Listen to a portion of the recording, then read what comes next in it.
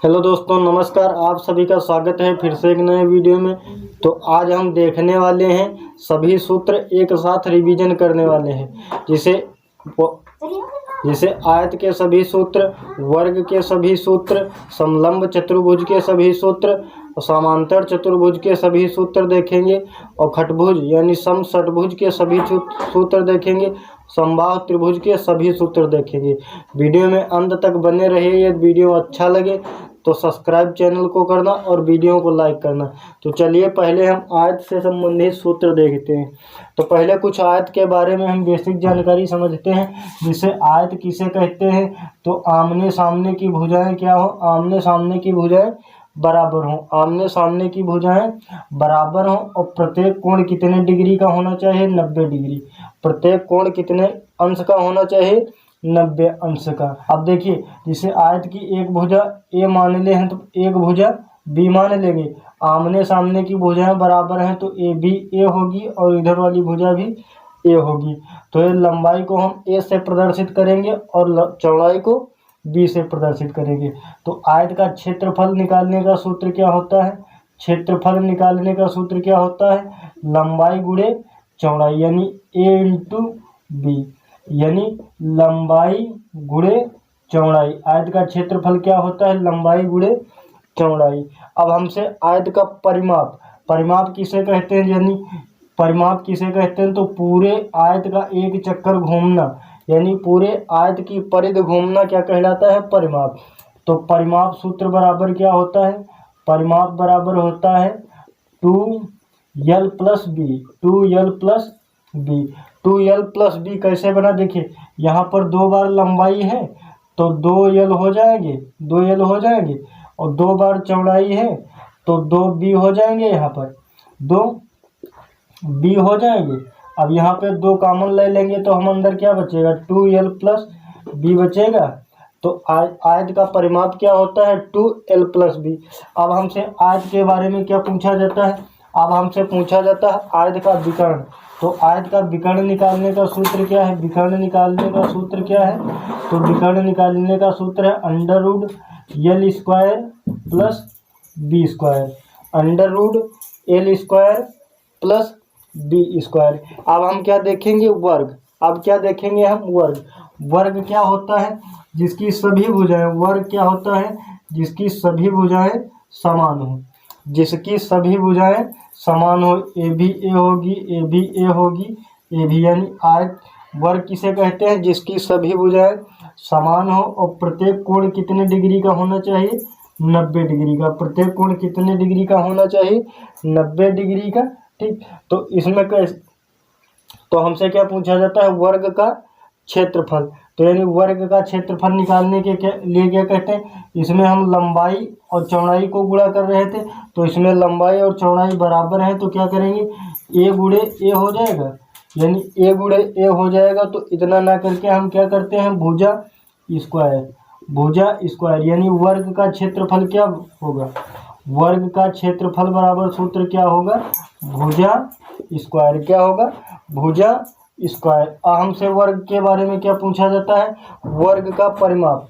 तो वर्ग का परिमाप यानी चार भुजाएं हमें चलनी पड़ेंगी, तो चारों भुजाओं का परिमाप बराबर क्या होता है, परिमाप, परिमाप बराबर क्या होता है, 4 इंटू भुजा, 4 इंटू भुजा, यानी चार भुजाएं हैं तो चार बार चारों भुजाएं हम बराबर चलेंगे और गुणे भुजा कर देंगे।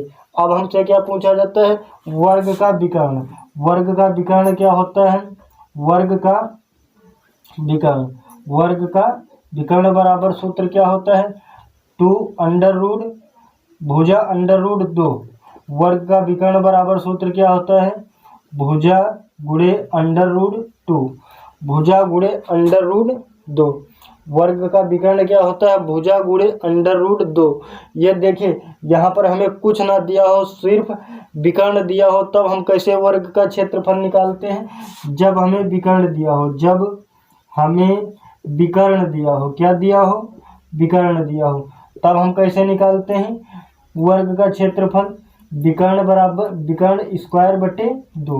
जब हमें वर्ग का विकर्ण पता हो और हमसे क्षेत्रफल पूछा जाए तो क्या करते हैं, देखिए विकर्ण का स्क्वायर बटे 2 कर देंगे। देखिए ये 4 सूत्र जो है वर्ग से संबंधित थे, जो हमने चारों सूत्र बता दिए हैं, और 3 सूत्र आयत से संबंधित थे। अब हम क्या देखने वाले हैं? अब देखने वाले हैं हम समांतर चतुर्भुज और समलंब चतुर्भुज। क्या देखने वाले हैं? समांतर चतुर्भुज और समलंब चतुर्भुज। यदि वीडियो अच्छा लगा हो तो लाइक जरूर करना। चलिए अब देखते हैं समांतर चतुर्भुज, समांतर चतुर्भुज और समलंब चतुर्भुज। तो समांतर चतुर्भुज किसे कहते हैं? तो थोड़ा बहुत समांतर चतुर्भुज के बारे में बेसिक जानकारी समझते हैं, जिसे दोनों भुजाएं क्या कहता है? समांतर चतुर्भुज आमने सामने की भुजाएं समान हो, आमने सामने की भुजाएं समान हो। जैसे ए भुजा ए होगी तो ए भुजा ए होगी, ए भुजा बी होगी तो नीचे की भुजा भी बी होगी। क्या होगी? नीचे की भुजा भी बी होगी। अब एक दूसरे को जो विकर्ण समद्विभाजित करेंगे, एक दूसरे को विकर्ण जो है समद्विभाजित करेंगे, वह कितने डिग्री पर? 90 डिग्री पर समद्विभाजित करेंगे। कितने डिग्री पर? 90 डिग्री पर। और इसमें क्या कह रहा है? आमने सामने के कोणों का योग कितना होना चाहिए? 180 डिग्री। कितना होना चाहिए? 180 डिग्री। जैसे इसका जोड़ कितना होना चाहिए? 180 डिग्री, और इसका जोड़ कितना होना चाहिए? 180 डिग्री। कितना होना चाहिए? 180 डिग्री। अब इससे समांतर चतुर्भुज का क्षेत्रफल हमसे हर बार पूछा जाता है, तो इसको निकालने के लिए क्या करते हैं? दोनों समांतर चतुर्भुज का क्षेत्रफल, समांतर चतुर्भुज का क्षेत्रफल, समांतर चतुर्भुज का क्षेत्रफल बराबर सूत्र क्या होता है? दोनों विकर्णों का गुणनफल, दोनों विकर्णों का गुणनफल, दोनों विकर्णों का गुणनफल बटे 2, दोनों विकर्णों का गुणनफल बटे 2। इसको शॉर्टकट में कैसे प्रदर्शित करते हैं? d1 into d2/2, d1 into d2/2। ठीक। अब अगला आता है हमारा समलंब चतुर्भुज। क्या कहता है? अगला आता है समलंब चतुर्भुज। तो समलंब चतुर्भुज किसे कहते हैं? देखिए समलंब चतुर्भुज किसे कहते हैं? इसे समलंब चतुर्भुज कुछ इस प्रकार का होता है। किस प्रकार का? समलंब चतुर्भुज कुछ इस प्रकार का होता है। तो इसका समलंब चतुर्भुज का क्षेत्रफल कैसे निकालते हैं? समलंब चतुर्भुज का क्षेत्रफल कैसे निकालते हैं? तो इसको निकालने के लिए क्या कहते हैं? दोनों भुजाओं का जोड़। समलंब चतुर्भुज का क्षेत्रफल, समलंब चतुर्भुज का क्षेत्रफल, समलंब चतुर्भुज का क्षेत्रफल बराबर क्या होता है? दोनों भुजाओं का योग, दोनों भुजाओं का योग, दोनों भुजाओं का योग गुणे उनके बीच की दूरी, गुणे उनके बीच की दूरी। अब दूरी इसमें कैसे पता चलेगी? जो यह वाली है, यहाँ से इस प्रकार से डॉट डॉट करके है, तो इसे दूरी कहते हैं। ए भुजा ए है तो ए भुजा बी है, तो यानी ए प्लस बी होगा। और गुणे क्या कह रहा है? यहाँ पर बटे में क्या होगा? 2, बटे में 2 होगा। ए प्लस बी होगा। अब गुणे में है, दोनों भुजाओं की दूरी है, गुणे d बटे 2। तो समलंब चतुर्भुज का क्षेत्रफल क्या होगा? इस प्रकार से होगा, यानी a प्लस बी गुणे d। तो समलंब चतुर्भुज का क्षेत्रफल क्या होगा? a प्लस बी गुणे d बटे 2। ठीक।